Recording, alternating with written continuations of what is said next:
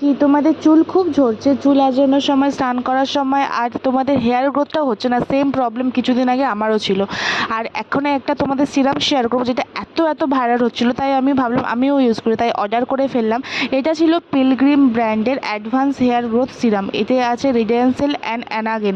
এটা শুধু চুল পড়া আপনার কমাবে না, সাথে সাথে নিউ গ্রোথও দেবে। আজ আমি তখনই অবাক হয়েছিলাম, এটা নাকি ইয়ামি গৌতম নিজের পার্সোনাল ফেভারিট হচ্ছে একটা হেয়ার সিরাম।